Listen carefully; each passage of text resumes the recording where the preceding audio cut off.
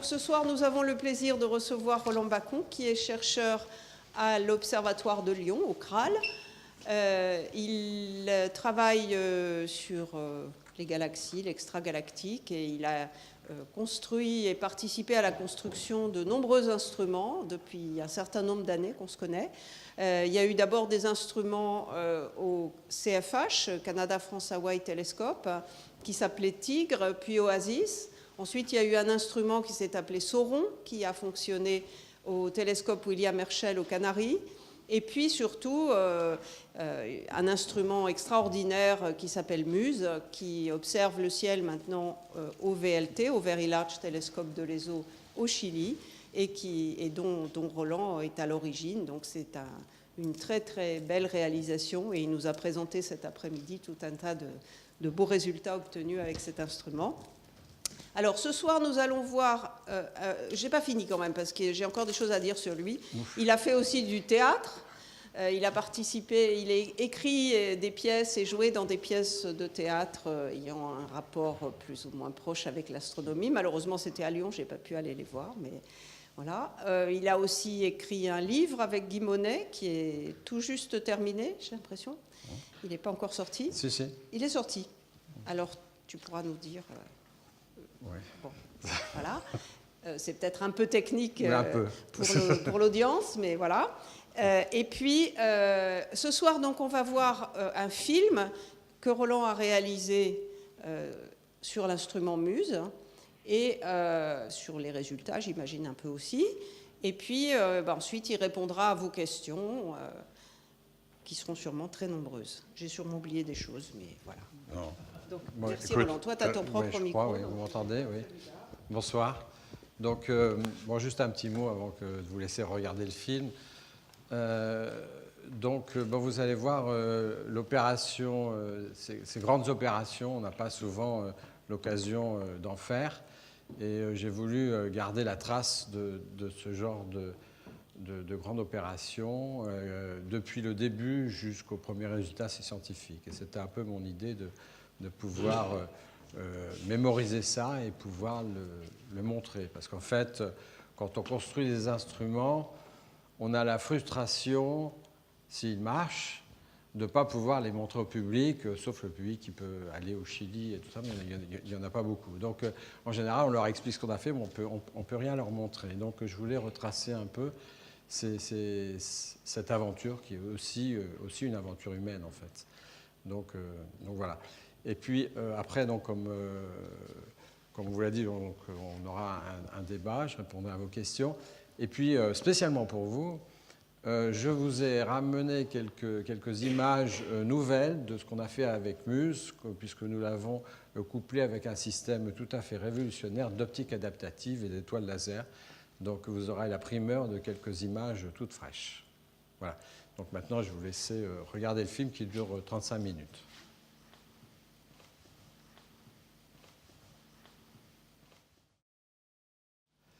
Bien écoutez, alors je propose de prendre vos questions. Hein, voilà.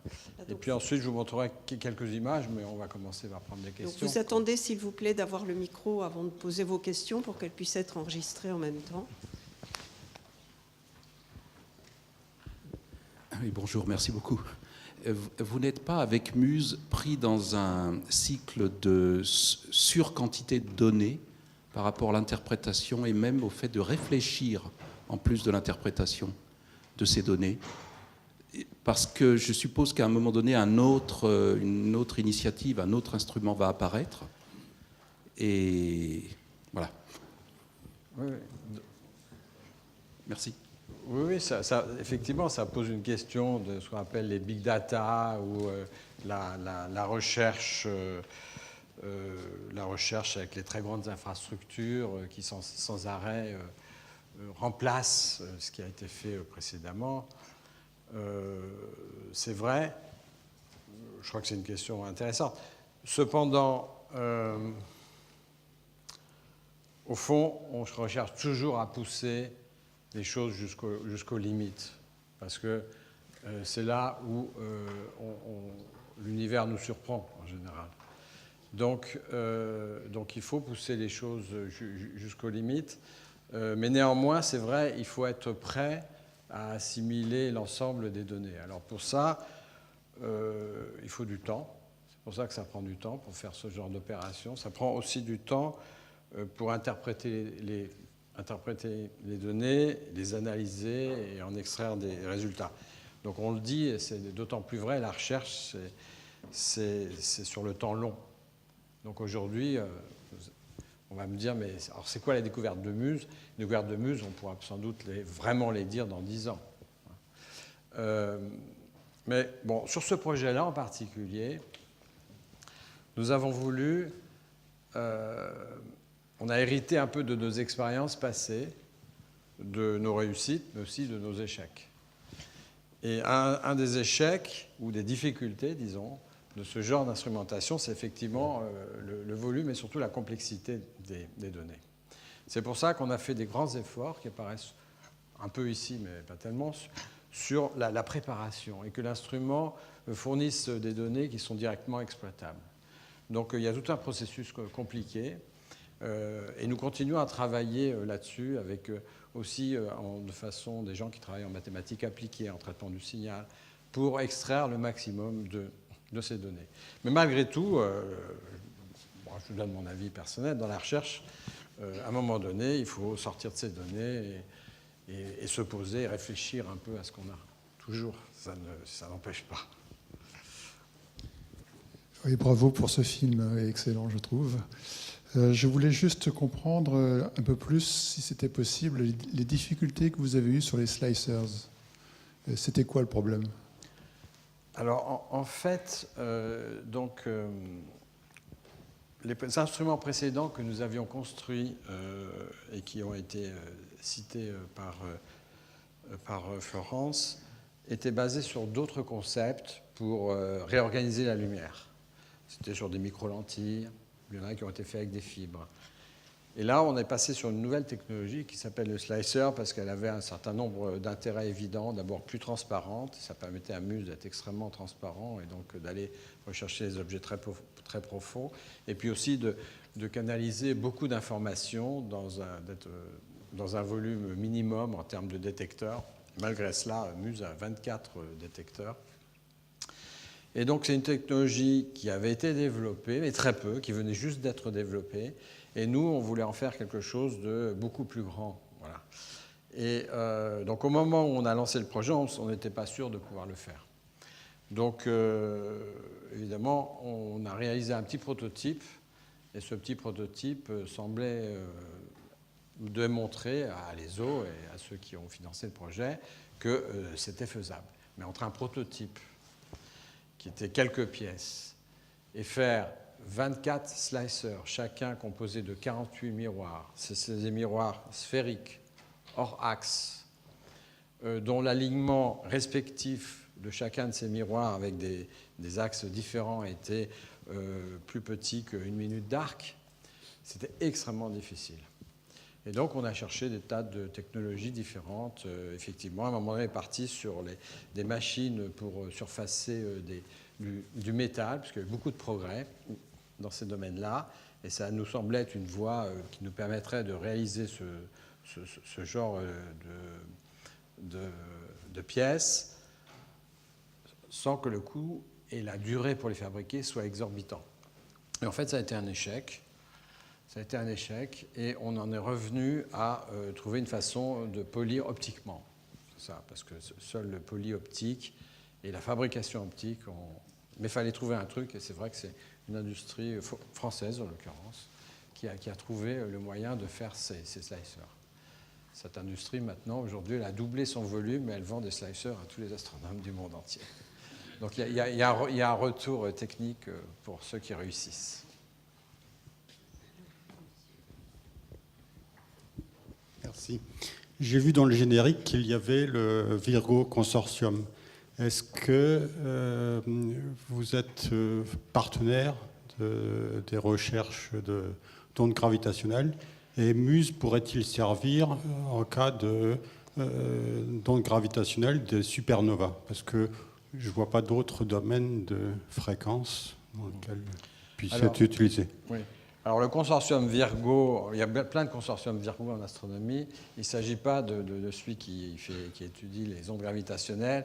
C'est un consortium qui fait des simulations numériques.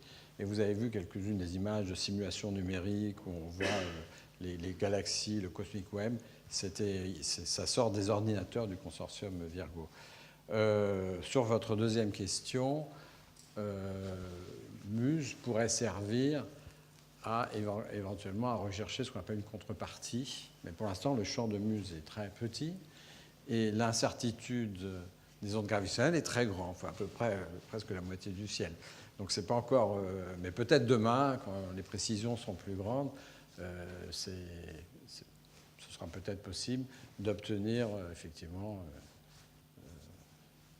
quelque chose. Mais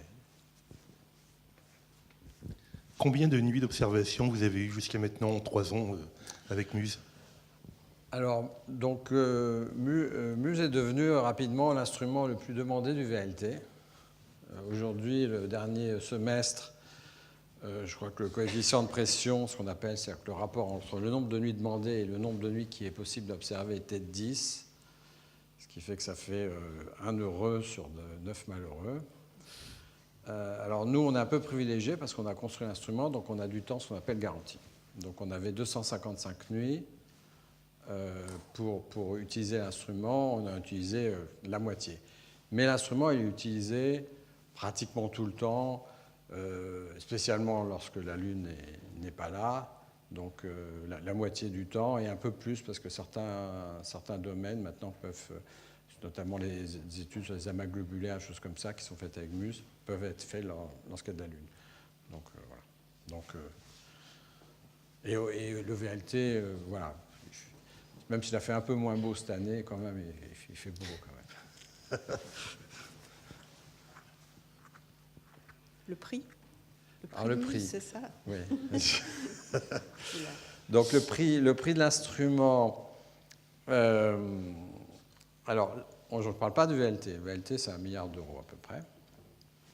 Le prix de l'instrument lui-même, donc on compte la moitié à peu près pour la construction. Donc cette moitié est allée vers les industriels.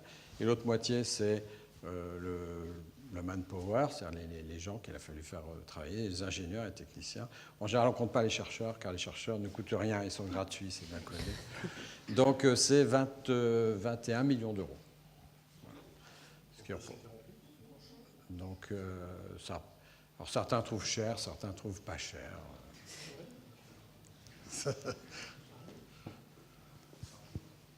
D'autres questions?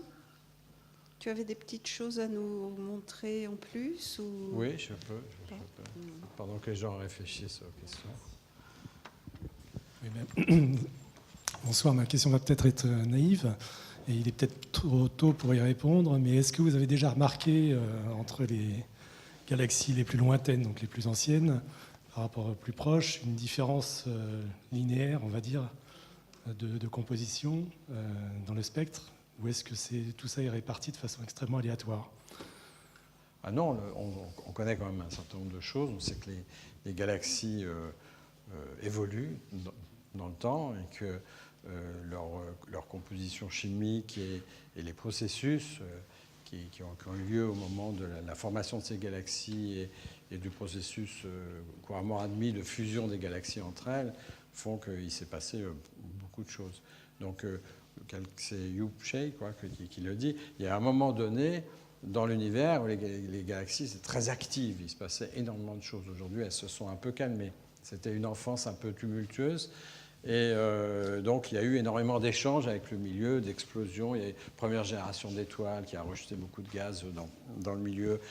Et elles étaient toutes petites et elles ont fusionné entre elles, etc. Et ça, on le voit, évidemment. On le voit et on essaie de le comprendre.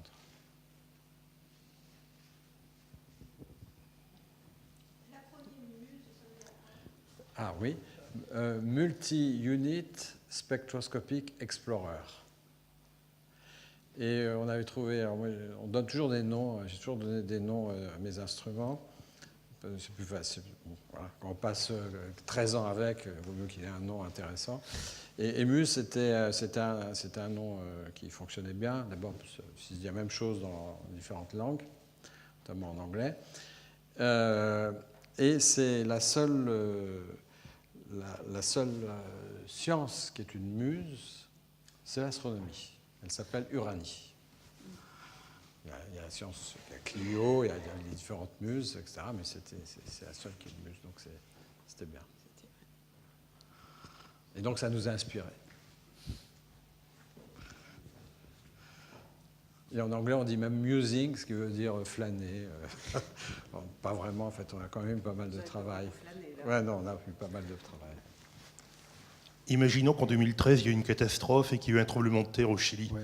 Le VLT n'existe plus. Est-ce que cet instrument, vous auriez pu le mettre, par exemple, sur le Keck ou sur un autre gros télescope? Ou est-ce qu'il est fabriqué spécifiquement pour un télescope donné?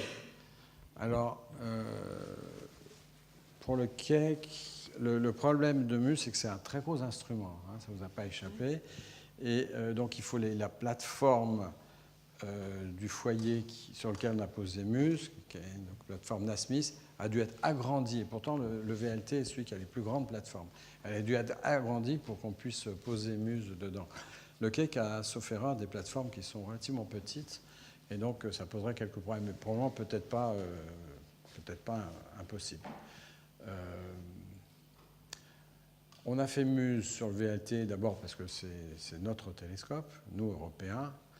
C'est aussi parce qu'il y avait à côté, et ça fera peut-être la transition, un projet sur lequel on devait coupler Muse avec un système qui allait améliorer la qualité d'image du télescope, qui est ce qu'on appelle l'optique adaptative. Je vais vous montrer un petit peu. Position habile. Voilà ce que nous en avons fait. Donc en fait, en 2001, quand on a commencé à réfléchir au projet, il était clair qu'un des aspects finalement importants de Muse, c'est la qualité d'image. C'est pour ça qu'on les met, on va observer dans des sites où l'air est particulièrement calme, où ce qu'on appelle la turbulence est bonne, et l'air est à la fois transparent, mais aussi les images qui sont de bonne qualité. Donc un site, la construction d'un même télescope dans différents sites peut conduire à des beaux résultats scientifiques ou à des échecs. Donc le choix du site est très important. Donc Paranal est l'un des meilleurs sites. Hawaï est également un site excellent. Mais en fait, malgré tout, il faut traverser l'atmosphère. Et donc les images sont brouillées les derniers millisecondes où elles traversent l'atmosphère. L'image est brouillée, elle n'est pas aussi nette que si on pouvait la voir en dehors, comme le fait le télescope spatial Hubble. Pourquoi le télescope spatial Hubble a eu tant de succès? Il nous a permis d'apprendre tant de choses. C'était essentiellement, c'est parce qu'il n'y a pas d'atmosphère. Et le fait qu'il n'y ait pas d'atmosphère, il y a deux points. D'une part, il y a une partie du spectre électromagnétique qui est absorbé, qu'on ne voit jamais ici sur Terre, l'ultraviolet lointain, heureusement pour nous d'ailleurs, mais aussi certaines parties de l'infrarouge. Donc on ne voit qu'une petite partie du spectre qui traverse l'atmosphère. Donc ça, c'est le premier effet. Mais le deuxième effet, c'est que les images, comme je disais, sont brouillées. Et le télescope spatial Hubble, il était en dehors de cette atmosphère, donc il a fait des images qui avaient une très très grande qualité. Et ça a été la clé pour beaucoup de choses. Donc la motivation, c'est, malgré tout, on ne peut pas tout envoyer dans l'espace, parce que c'est très cher, parce que souvent ça ne se répare pas, même si Hubble, on a essayé de le réparer lorsqu'il y a un problème. Et puis le volume qu'on peut y mettre est limité, parce qu'en fait, le poids est contraint quand on envoie quelque chose dans l'espace. Donc il y a une complémentarité entre ce qui se passe dans l'espace et ce qui se passe au sol. Les deux systèmes se développent en parallèle et on construit aujourd'hui des télescopes de plus en plus grands. Le prochain qui est à venir est un télescope de 39 mètres qui sera construit par l'ESO au Paranal. Donc on n'imagine pas aujourd'hui de mettre un télescope de 39 mètres dans l'espace. Donc il y a la puissance de télescopes de plus en plus grands, et puis il y a ce qui se passe à l'espace. Mais on voudrait malgré tout se libérer en partie de l'atmosphère, et pour ça, depuis maintenant assez longtemps, hein, je pense que, je ne saurais pas dire exactement, mais au moins 30 ans, l'optique adaptative, le principe en est connu, a été développé initialement par les militaires et puis repris par l'astronomie, est une façon de corriger des effets néfastes dus à la turbulence. Donc le principe est le suivant. Vous observez un endroit du ciel et vous allez regarder une étoile de référence, une étoile très brillante. Et vous allez analyser la lumière de cette étoile.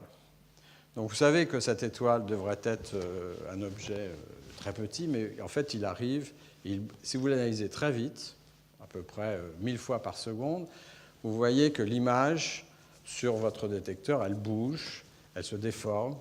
Donc c'est comme si on avait un télescope qui se déformait, enfin c'est l'effet produit par l'atmosphère. Si on peut mesurer ça, et qu'on envoie la correction qu'il faut pour corriger ce qu'on appelle l'onde, on va à un miroir qui pourrait se déformer de façon inverse, et bien on inverse le problème et on fait comme si la lumière n'avait pas traversé l'atmosphère. Donc ça c'est sur le papier. Ça marche assez bien, mais ça a plusieurs contraintes. D'une part, c'est jamais parfait. Donc on ne sait pas aussi bien quand même que se mettre dans l'espace, mais ça permet d'améliorer de façon spectaculaire la qualité d'image. Mais pour cela, il faut observer une étoile de référence très très brillante, parce qu'il faut analyser 1000 fois par seconde la lumière. Donc il faut qu'il y ait suffisamment de photons qui arrivent toutes les secondes pour pouvoir faire cette analyse. Et puis, l'atmosphère, c'est une espèce de... La turbulence de l'atmosphère, c'est comme un peu une casserole d'eau qui bout. Voilà. Donc il y a des bulles. Voilà. Et donc, si vous regardez, essayez d'analyser ce qui se passe à un endroit et puis regardez ce qui se passe ailleurs, il n'y a pas de corrélation, ce n'est pas lié. Donc pour corriger de ce qui se passe près de la galaxie ou le champ qui vous intéresse, vous avez obligé de regarder tout près. Donc une des limitations assez importante de ce système, c'est que des étoiles brillantes dans le ciel, il n'y en a pas beaucoup. Et donc, notamment, quand on veut observer les galaxies les plus lointaines, le champ de Hubble a été choisi à un endroit où il n'y avait spécialement pas d'étoiles brillantes, pour éviter d'avoir de la lumière diffusée, des choses comme ça. Donc ces champs-là étaient a priori interdits de faire de l'optique adaptative. Et alors, récemment, est venue l'idée de créer des étoiles artificielles. Donc on crée des étoiles artificielles. Pour cela, on va exciter la couche de sodium qui est à 100 km dans la haute atmosphère, c'est-à-dire pratiquement 99% de l'atmosphère est en dessous. Et cette couche de sodium qui est là depuis la création de la Terre, on peut l'exciter, si on l'excite à la bonne fréquence, à la fréquence des atomes du sodium, on peut allumer en quelque sorte une source. On crée ce qu'on appelle une étoile artificielle laser. Et donc, on peut faire ça près de l'endroit qu'on observe, en construisant des lasers suffisamment puissants et en analysant la lumière en retour. Donc, en 2001, je reboucle mon histoire qui est un peu longue, je suis désolé, il y avait ça en projet. Il y avait ça en projet et on avait déjà fait une expérience avant à un autre instrument qui s'appelait Oasis avec l'optique adaptative, mais ça n'avait pas bien fonctionné parce que l'optique adaptative, à cette époque-là, justement, ne possédait pas d'étoiles laser. Et donc, ce n'était pas tout à fait mûr. Mais là, les choses ont beaucoup mûri. Et donc, on a décidé de coupler ces deux projets, c'est-à-dire de faire que MUSE puisse fonctionner avec le système d'optique adaptative très ambitieux qui est construit par les os, et à un moment donné, les mettre ensemble. Mais comme c'était deux systèmes très compliqués, on a décidé de ne pas les mettre complètement en phase. Et donc, au départ, l'optique adaptative devait arriver, selon les gens qui le construisaient, pratiquement avant Muse. Moi, j'avais parié une caisse de champagne que ça ne serait pas, donc j'ai gagné une caisse de champagne. Et donc, Muse est arrivé, l'optique adaptative n'était pas tout à fait prête. Donc, ça fait quelques années qu'on l'exploite. Et maintenant, l'optique adaptative est là. Et nous avons couplé ces deux systèmes très compliqués ensemble. Et j'étais donc à Paranal, au Chili, au mois de juin et au mois de juillet pour faire les tests de l'ensemble. Et les tests sont concluants. Je vais vous montrer quelques-uns des résultats. Et je repars à la fin de la semaine prochaine au Chili pour faire cette fois-ci des observations de l'ensemble du système, des observations scientifiques. Alors, quand on construit un système d'optique adaptative, on est normalement obligé, ce qu'on appelle, de réimager le champ. C'est un système assez compliqué où on met des tas de miroirs pour réimager le champ, la pupille, et pour pouvoir mettre un petit miroir qui va pouvoir se déformer en temps réel. Ça a un inconvénient de faire comme ça, c'est qu'on rajoute des systèmes optiques très compliqués, et au bout d'un moment, on absorbe beaucoup de lumière. Et la lumière qu'on renvoie dans l'instrument, eh bien, on a perdu beaucoup de photons. Or, avec le projet Muse, c'était d'aller observer les galaxies aussi distantes que possible, et donc il fallait ne pas perdre de lumière. Et donc le système d'optique adaptative qui a été développé par l'ESO, ça a été de transformer le VLT, un des VLT, l'UT4, le quatrième, qui s'appelle le Yepun, en un système adaptatif lui-même. C'est-à-dire que le miroir déformable a remplacé le miroir secondaire. Vous le voyez, je n'ai pas pris de pointeur. Ah, c'est un pointeur, ça, peut-être.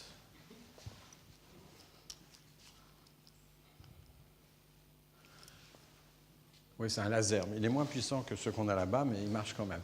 Alors, donc, le miroir, donc ça, c'est le miroir secondaire du VLT. Donc, le VLT, il y a le miroir primaire de 8 mètres de diamètre, et puis un miroir secondaire qui fait à peu près 1 mètre, un peu plus d'1 mètre de diamètre, vous le voyez ici. Voilà.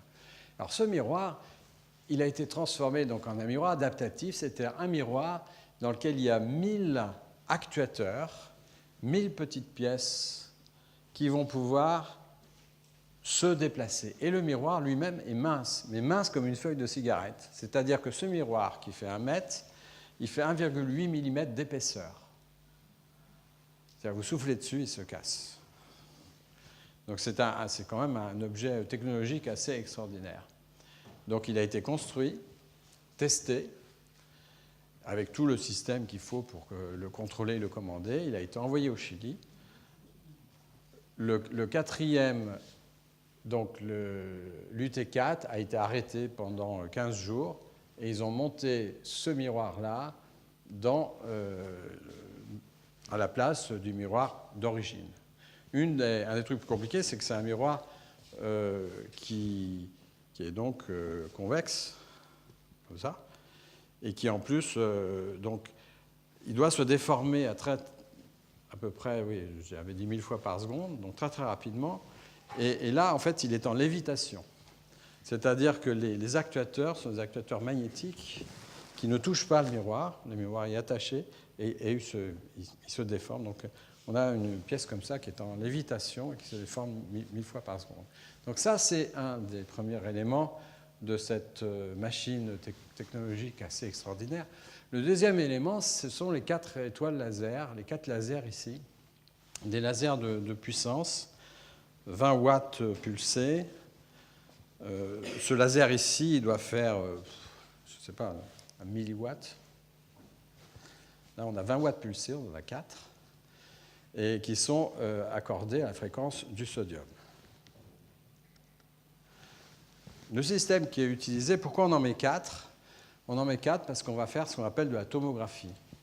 C'est-à-dire qu'on veut corriger de la turbulence, on veut corriger le volume de turbulence qu'il y a entre le télescope et la partie du ciel qu'on observe. Et ça, si on corrige ce volume plutôt que juste sur une ligne avec un seul laser, on va pouvoir corriger la qualité d'image sur tout un champ, sur tout le champ de Muse.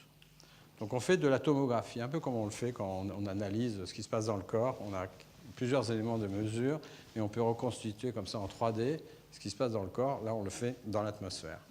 Donc on a ces 4 étoiles laser. Et voilà. Alors à quoi ça ressemble?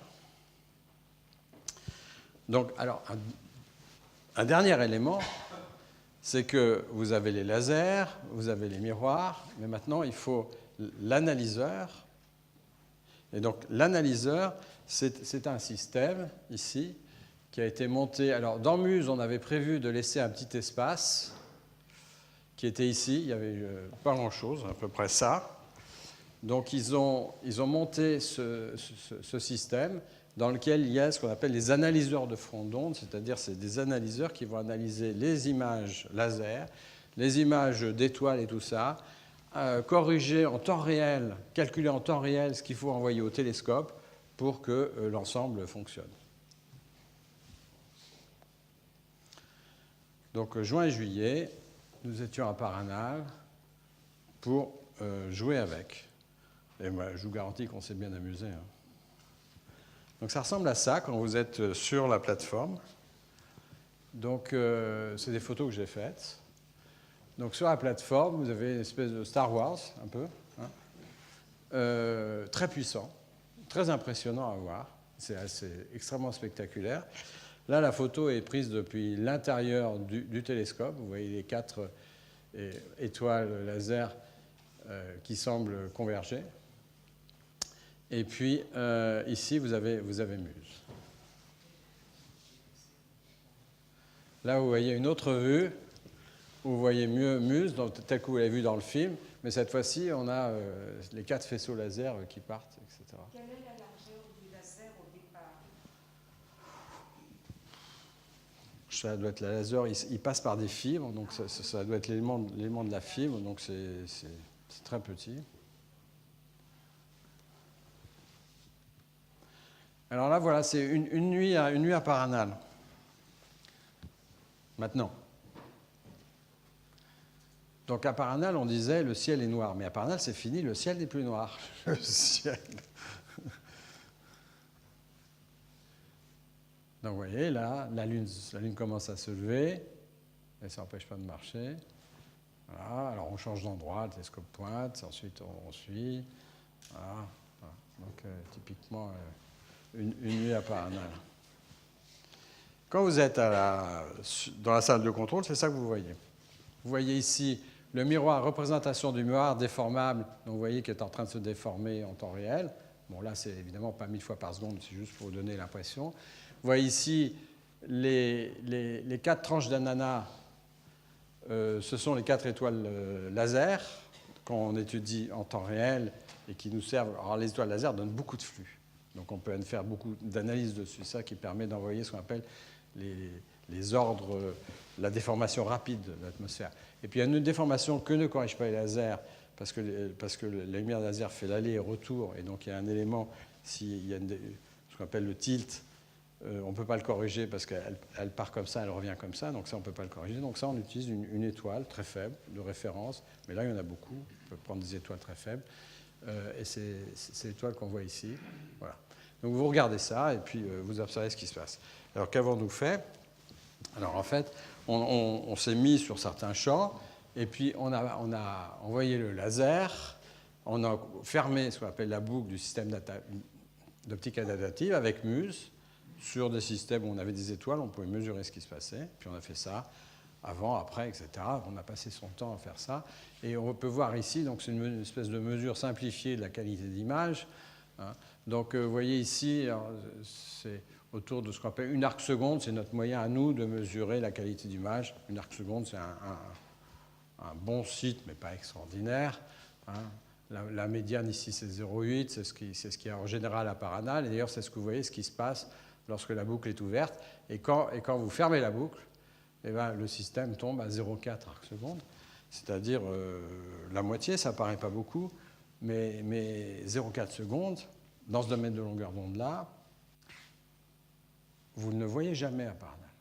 Vous le voyez de temps en temps pendant quelques minutes et puis terminé. Parce que là, c'est systématique. Alors, qu'est-ce que ça donne? Ça donne des résultats intéressants, mais pour vous montrer, ici, une image d'une nébuleuse planétaire. Donc, c'est du gaz chaud qui a été éjecté par une étoile. Et donc, l'étoile, le rayonnement ultraviolet excite le gaz qui rayonne à nouveau.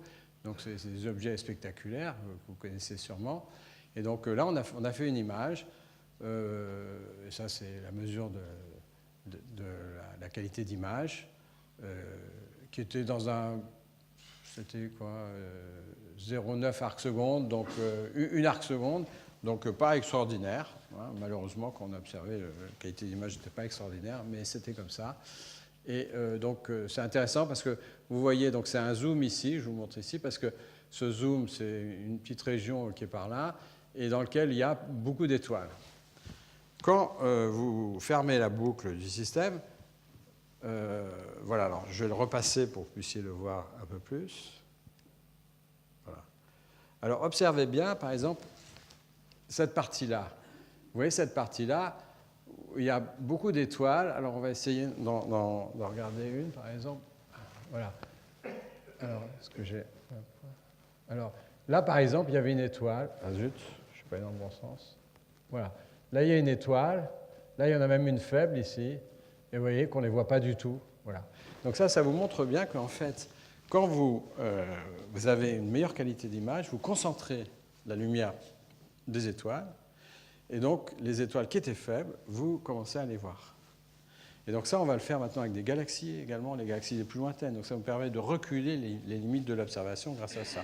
Et puis, sur les grandes structures, comme le gaz, etc., vous voyez aussi beaucoup plus de détails.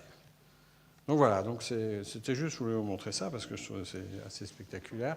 Et c'est une deuxième vie pour MUSE. Merci beaucoup. Une toute dernière question peut-être? Il commence à être tard. Non? Oui? Allez, une dernière. Les 3 autres télescopes, ils font pas la gueule quand vous éclairez comme ça avec vos lasers? Alors, on a un système d'anticollision, c'est-à-dire que quand on observe un champ, il ne faut évidemment pas qu'ils ne peuvent pas observer dans la même région, parce que, sauf ces instruments qui observent dans l'infrarouge, le laser rayonne dans le jaune, et donc ceux qui observent dans l'infrarouge ne sont pas gênés. Eh bien, merci beaucoup, Roland. Merci. Et puis, bonne soirée.